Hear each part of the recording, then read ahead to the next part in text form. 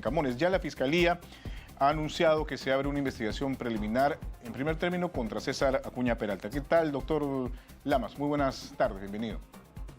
¿Qué tal? Muy buenas tardes, señor Jorge Bayón. Muy bien.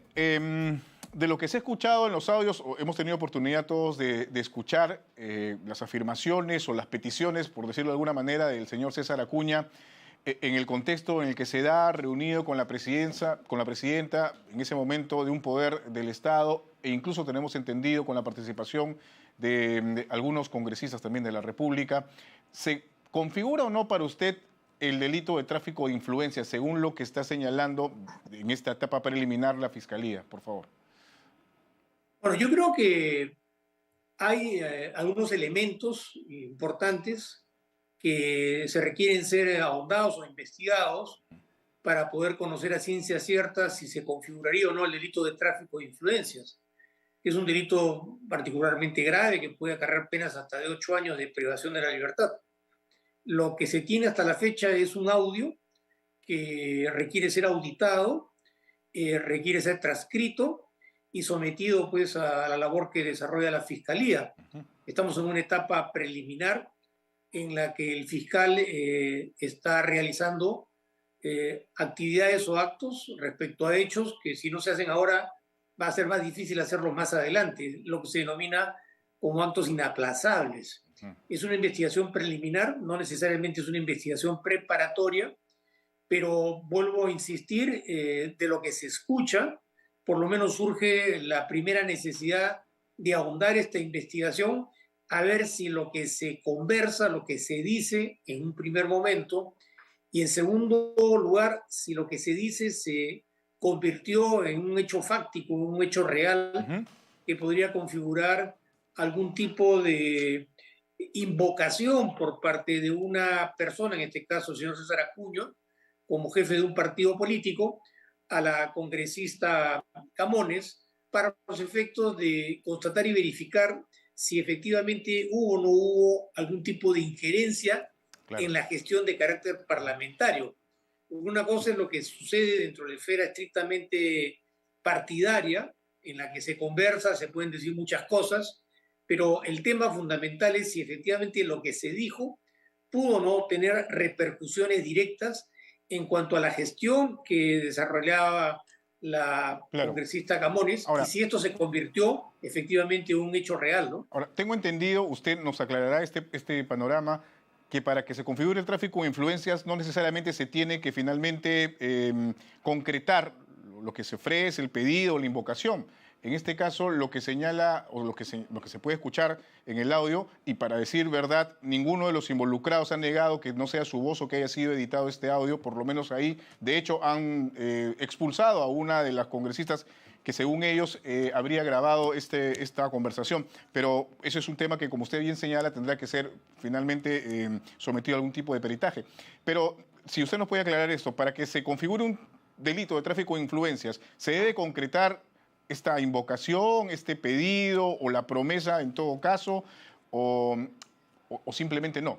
O sea, eso se tiene que finalmente evaluar. ¿Cómo funciona eso, por favor? No necesariamente, porque en nuestra legislación penal la tentativa es punible en los mismos términos como si el hecho se hubiera realizado o cometido. El solo acto de intentar cometer un delito ya de por sí es punible. Sin embargo, acá el tema de fondo es si realmente la invocación que se hacía sobre el particular podía tener un efecto concreto.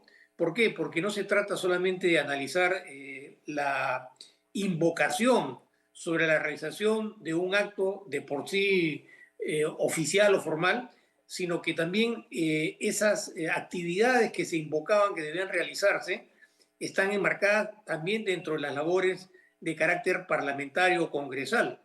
Como sabemos, en el Parlamento hay toda una serie de procedimientos y protocolos a través de los cuales los proyectos de ley o las iniciativas legislativas tienen necesariamente que transcurrir, y en última instancia es el Pleno el que decide si efectivamente esa propuesta se concretiza en una norma. Claro, pero digamos que en a el audio se diferencia escucha... de lo que sucede en un hecho privado de tráfico de influencia, ¿no? Claro, pero en el audio se escucha, por ejemplo, muy claramente decir al señor Acuña que el dictamen o el proyecto que había sido enviado por el Ejecutivo debía tener un dictamen digamos, tramitarse un dictamen rápidamente en la Comisión de Descentralización para que de esta manera fuera rápidamente al Pleno. O sea, él estaba dando una especie de pautas de cómo debería seguir el tema, ¿no? Y uno podría decir, algunos casos, sí. bueno, es el trámite que él está explicando a los congresistas, pero definitivamente llama bastante la atención que este trámite lo tenga que comentar en una conversación con la presidenta de un poder del Estado, que finalmente, de alguna u otra manera, también decide sobre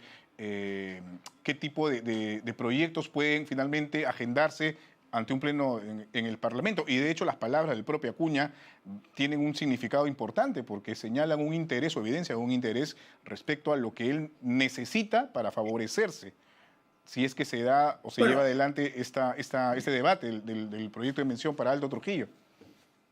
Es entendible que en toda actividad de carácter político partidario siempre hay un interés de contenido político en términos de aspirar a un éxito de carácter electoral. Pero yo creo que el tema no debe necesariamente centrarse en ese aspecto, sino en el sentido de que aquella propuesta o aquella invocación pudo haber tenido resultados concretos en términos de lograr que efectivamente a través de la gestión de la congresista en cuestión o de otros congresistas, el resultado se iba a lograr en términos positivos. Por eso que eso requiere y necesita ser indagado en términos de la investigación preliminar para poder, digamos, entrar a una etapa preparatoria. ¿Y por qué lo manifiesto? No es que esté a favor o en contra, sino que estas iniciativas en el devenir del proceso de la investigación tarde o temprano van a encontrarse con el tema de la imputación penal. Es decir, los hechos invocados que han motivado la investigación van a ser parte de una acusación fiscal. Claro. Y esa acusación fiscal va a tener que ser sometida a un control para ver si efectivamente lo que se investigó, lo que se acopió, lo que se reunió, configura o no configura en términos absolutos el delito de tráfico de influencias.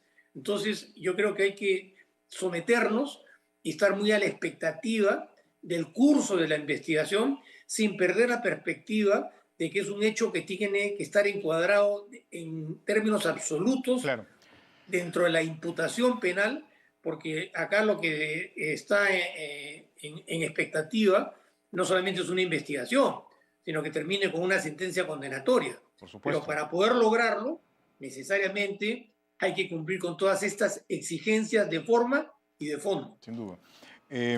Ahora, el Ministerio Público, reiteramos, ha formulado o ha iniciado esta investigación preliminar, que es el primer paso de todo este proceso, digamos, de etapas en una investigación, y señala el tráfico de influencias. ¿Usted nos puede explicar exactamente qué es el tráfico de influencias y no sé, cómo se puede, como usted señala, en términos absolutos, determinar que hubo este delito o no, sea el caso del señor Acuña o en general, para ser más, para obviarnos un poco, aislarnos un poco del tema de señalar a personajes involucrados en este momento en esta investigación preliminar? El núcleo de la imputación penal en el delito de tráfico ilícito de influencias, de acuerdo al artículo 400 del Código Penal, necesita que se materialice un acto a través del cual se invoca una influencia que puede ser real o puede ser simulada frente a una persona que tiene condición de funcionario a los efectos de poder interferir en esa gestión y lograr un resultado de naturaleza positiva. Eso es lo que la doctrina en términos generales hace referencia cuando se trata del tipo penal del delito de tráfico de influencias. Es decir, aquellos que invocan, ¿no?, algún tipo de respaldo, de gestión, de solución que puede ser real o puede ser simulada a los efectos de que una tercera persona, ¿no?, sea receptiva de estos hechos, pero en síntesis lo que se castiga es el acto en sí de invocar una influencia, un pedido que evidentemente tiene que ser cierto y real y plausible para poder configurar la actitud propia de invocar un resultado que podría o no podría estar dentro de las prerrogativas de la persona que lo invoca así como también de la persona que recibe esa invocación. Bueno, tiene bastante similitud, por lo menos con lo que hemos escuchado en el episodio que han sido revelados en los audios, pero bueno, reiteramos, en ese sentido, como usted señala, se tendrán que hacer las averiguaciones del caso por parte de la Fiscalía encargada de esta investigación preliminar. De hecho, hay algunos que han señalado que, claro, o sea, se puede indicar que el señor Acuña daba algunas directivas para que finalmente se procediera con el tránsito, este dictamen desde la Comisión de Descentralización hasta el Pleno y eventualmente pudiera aprobarse para beneficio de él, porque él señalaba que ese proyecto lo iba, o sea, textualmente, ese proyecto me va a beneficiar a mí, es lo que se escucha en el audio. Pero en todo caso, ¿qué pasa con Lady Camones? Tenemos entendido que en su calidad de congresista de la República, el procedimiento, si es que eventualmente la Fiscalía o la Fiscalía de la Nación decide abrir algún tipo de investigación contra ella, necesita otro tipo de elementos, digámoslo así. ¿Nos podría explicar este procedimiento que incluiría, si es que se da el caso, a Lady Camones en su calidad de congresista de la República y es presidenta del Parlamento? La señorita Lady Camones está en condición de parlamentaria. De acuerdo a la Constitución política, ella goza de prerrogativas excepcionales que son diferentes al caso del señor Acuña. Ella está amparada por la Constitución y por lo tanto hoy se requiere un proceso sui generis sin desmerecer otro procedimiento de carácter administrativo político, pero hablando concretamente sobre el tema de la responsabilidad penal.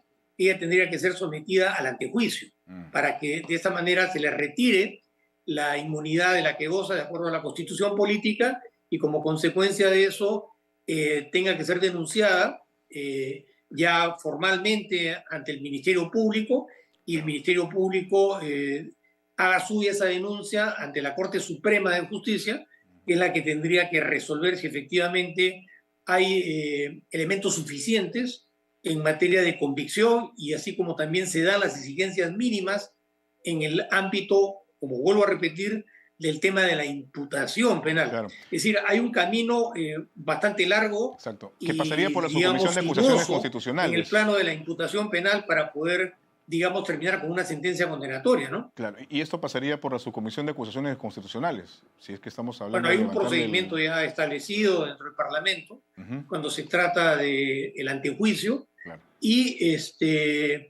habrá que esperar cuál es el resultado, ¿no? Por eso que creo que la labor que tiene que hacer el Ministerio Público tiene que ser muy puntillosa, tiene que tener lo suficientemente consistencia, porque en última instancia la expectativa es que habría una responsabilidad penal, pero eso lo va a tener que establecer en última instancia la Corte Suprema de Justicia, a pesar de lo que pueda resolver el Congreso, a pesar de lo que pueda resolver el Ministerio Público, y a pesar de las expectativas, porque acá estamos frente a un tema bastante delicado que acarrea pues, una sanción de carácter penal, ¿no?